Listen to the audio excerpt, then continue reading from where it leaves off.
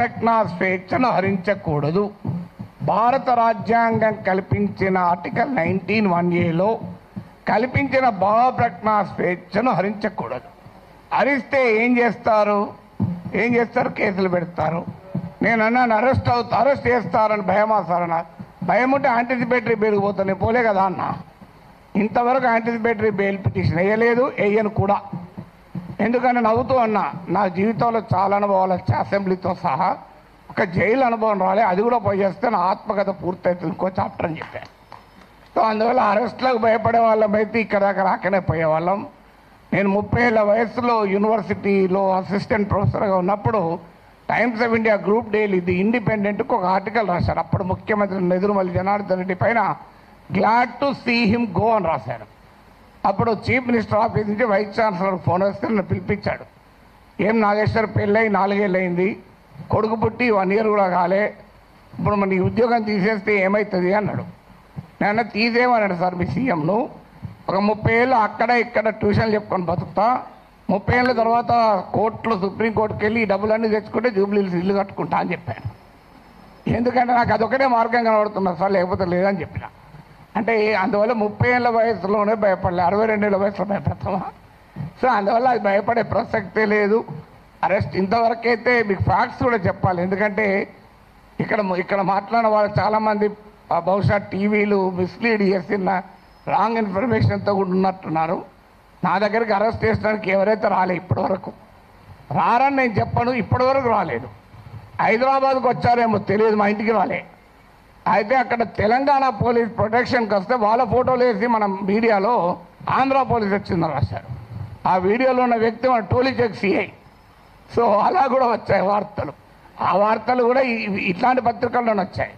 పోనీ వీళ్ళు ఇక్కడ మనకు అర్థం కావాల్సింది అంటే, ఒకటి రాజ్యం ప్రభుత్వమే నేరుగా కేసులు పెట్టింది. ఏంటా కేసులు?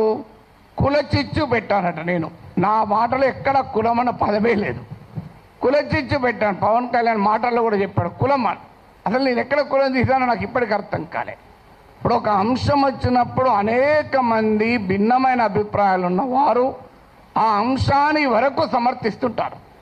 అది ఏ కులం వాళ్ళైనా కావచ్చు, ఏ ప్రాంతం వాళ్ళైనా కావచ్చు, ఏ రాజకీయ భావాలు ఉన్న వాళ్ళైనా కావచ్చు. ఇప్పుడు దీన్ని మైక్ అనాలి. దీన్ని మైక్ అని ఒక కులం వాళ్ళకి చెప్తే మైకు, ఇంకో కులం వాళ్ళు చెప్తే కాదు స్టిక్ అంటారా? ఒక పార్టీ వాడికి చెప్తా మైకు, ఇంకో పార్టీ వాడికి చెప్తా బాటిల్ అంటారా? ఎవరైనా మైక్ అనాలి. సో దానికి కుమ్ముకైనట్టు కాదని. తర్వాత ప్రాంతం అని కూడా తీశాడు పవన్ కళ్యాణ్. ప్రాంతం అని తీస్తే ఎవరు తీశారు ప్రాంతం? నిజంగా ఇక్కడ వచ్చిన ఇన్ని సంఘాలు ఉన్నాయి, వీళ్ళు తీయలే. తెలంగాణ సంఘాలు మొదలు ప్రాంతం అనే ప్రస్తావనే తీయలే. ఆ ప్రస్తావన తీసింది కూడా ఆ 2 పార్టీల వాళ్ళే. నువ్వు తెలంగాణ వాడివి, ఆంధ్రప్రదేశ్ రాజకీయాల గురించి ఎట్లా మాట్లాడుతావు? అయ్యా మరి నేను అమెరికా వాడిని, అక్కడ ఓటర్నా, ఆడ మాట్లాడుతున్నా కదా. ఇరాన్ పైన మాట్లాడుతున్నది ఇరాన్ ఓటర్నా? ఇది ఎక్కడ సిద్ధాంతం అయ్యా? మీరైతే ఇక్కడ ఇల్లు కలిగి ఉంటారు, ఆస్తులు కలిగి ఉంటారు, మేము మాట్లాడకూడదంటే ఎట్లా? తెలంగాణలో ఉన్నవా పుట్టినవాడిని కనుక తెలంగాణ వాడి కనుక మాట్లాడద్దంటే ఎట్లా? అంటే కులం తీసింది మీరు, ప్రాంతం తీసింది మీరు, మళ్ళీ మమ్మల్ని కులము ప్రాంతం తీశారంటున్నారు. ఎంత ఆశ్చర్యమో చూడండి. ఇక అది కులం చిచ్చు పెట్టారని కేసు పెట్టారు. అక్కడ కులం ప్రస్తావన కూడా చేయలేదు నేను. ఇంకో కేసు ఏంటిది? నోటీస్ ఇవ్వకుండా కూడా అరెస్ట్ చేయొచ్చు 3 ఏళ్ళు. ఏంటంటే అదంటే అల్లర్లు సృష్టించేదానికి పనిచేశారట. నేను ఇప్పుడు ఈ ఇన్సిడెంట్ జరిగి 10 రోజులు అయింది. ఎక్కడ అల్లర్లైంది? 2 దోమలు కూడా ఎవరు చంపలే, 4 ఈగలు కూడా చంపలే. అల్లర్లు ఎక్కడే? పోనీ 2 కుక్కలు కొట్లాడుకున్నాయా? అరే ఏమో ఏంది ఇది? మీకు అల్లర్లు సృష్టించారు. అదే కాదు, ప్రజా జీవితాన్ని అల్లకల్లోలం చేశారట ఒక కేసు. జోకేంద్ర వాళ్ళు పెట్టిన కేసులు మనకు నవ్వొస్తాయి. మీరు ఎంతమంది చూశారో తెలియదు నాకు. ఎఫ్ఐఆర్లు ఆ సెక్షన్ను నేను చూస్తే ఆ లాలోనే ఉంది, this section is not applicable for words అన్నాడు. మరి నేను వర్డ్స్ కాకపోతే ఏం మాట్లాడినా? బాంబులు వేసినా? ఇంకో దగ్గర this section is not applicable to the statements అన్నారు. నేను మాట్లాడేది వర్డ్ స్టేట్మెంటే కదా. అంటే అప్లికేబుల్ కాదని చట్టంలో ఉన్న కేసు పెట్టారు. ఇక చూడండి, ఇక్కడ మనకు అర్థం కావాల్సింది అంటే, చాలామంది మిత్రులు మాట్లాడారు, నేను మాట్లాడిన అంశం అసలు ఇష్యూనే కాదు, అది ఇష్యూనే కాదు. నన్ను కులం అన్నారు. ఇప్పుడు ఇంతకుముందు విమలక్క గారు చెప్పారు, నేను ఏ కులంలో పుట్టాలనే హక్కు నాకుంటే, అది అవకాశం నాకుంటే అది నేను డిసైడ్ చేసుకుంటుండే. ఎక్కడో చూడ పుట్టిన తర్వాత ఎక్కడున్నావు అనేది పాయింట్ కదా. చిన్నప్పటి నుంచి అణగారిన కులాల కొరకే పనిచేస్తాను తప్ప అణగారిన జాతుల కొరకు వర్గాల కొరకే మాట్లాడాను. ఇక్కడ కాదు, ప్రపంచంలో ఎక్కడ అణిచివేతుంటే అక్కడ మాట్లాడాం. ఇక్కడ కాదు, ఏ వెనుజులాలో నా కులం ఉందా, నా ప్రాంతం ఉందా, వెనుజులాలో అణచివేత గురించి, క్యూబాలో అణచివేత గురించి మాట్లాడాం, కొలంబియాలో మాట్లాడాం. అక్కడ ఎవరి కులాలు ఉన్నాయి, ఎవరు ఏమున్నాయో మాకు. సో ఎక్కడ అణచివేత ఉంటుంటే అక్కడ మాట్లాడతాం. సో అందువల్ల ఇక్కడ అసలు విషయం ఏంటి అంటే, ఇంతకుముందు చెప్పారు మన మిత్రుడు రఘు చెప్పాడు, అసలు విషయం ఈ ఇష్యూనే కాదు. ఇష్యూ ఏంటి, ఆంధ్రప్రదేశ్కు విశాఖపట్నానికి రైల్వే జోన్ ఇచ్చాడు. ఆ ఇచ్చినట్టే ఇచ్చి ఆదాయం వచ్చే కిరండాల్ కోరాపూట్ లైన్ తీసేసి ఇచ్చారు. ఆ లైన్ను ఒరిస్సాకు పంపించారు.